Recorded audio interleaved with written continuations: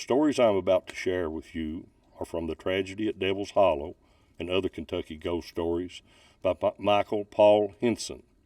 I would like to give thanks to those in assistance tonight: Mr. Chris Schaus, Ed Hughes, Clay Case, Miss Stacy Kindred, and Brody the Wonder Dog.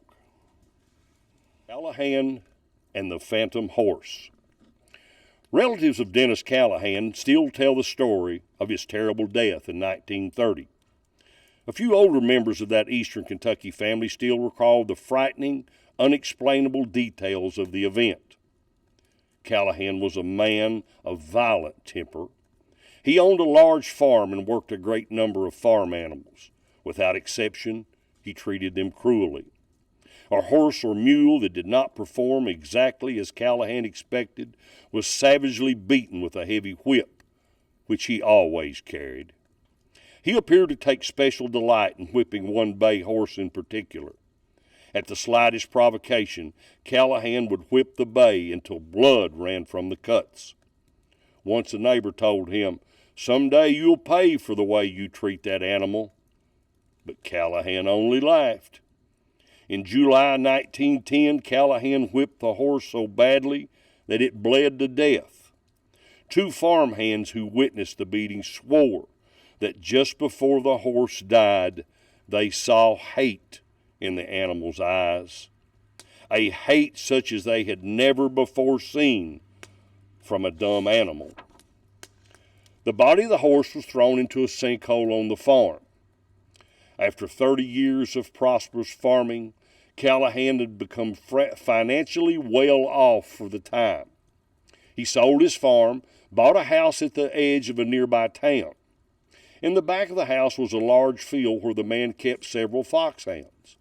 The incident of the bay horse and its bloody death 20 years earlier had long since been put out of his mind. One day in 1930, Callahan went to the field to check on his hounds. Later, his wife said that her first indication that something was wrong came when she heard the exciting barking of the dogs.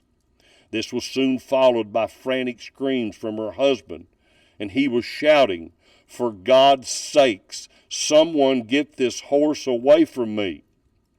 Mrs. Callahan ran to the edge of the field where she could see her husband running in circles. He was dodging and running as if to avoid an attacker that Mrs. Callahan could not see. Each time Dennis Callahan stumbled and fell, she could see his clothing sink as from an invisible blow. Each time the mysterious force struck him, blood spurted from the wound it made. Above the commotion of her husband's scream and the bark of the dogs, Mrs. Callahan could hear the shrill whinny of a horse and the sound of stomping hooves. The noise had drawn several neighbors to the field. They too could hear the sounds of an enraged horse, but could not see one.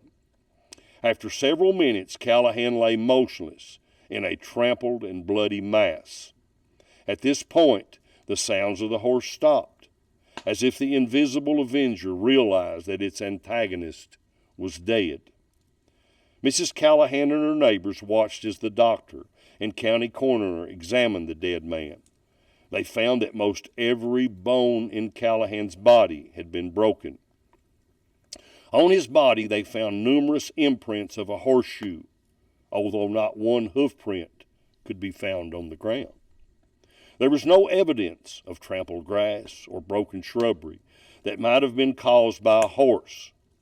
There was nothing to indicate that a horse had ever been in the field. The autopsy performed on Callahan's body turned up a most unusual finding. Mixed with the human blood was the blood of a horse. Impossible. There are persons still alive today who can remember the day Dennis Callahan was trampled to death by an invisible horse. They will swear that the event took place just the way it's been related. Is it possible that the bay horse Callahan had beaten to death 20 years before somehow came back to reap this terrible revenge on the man who had killed it? You never know.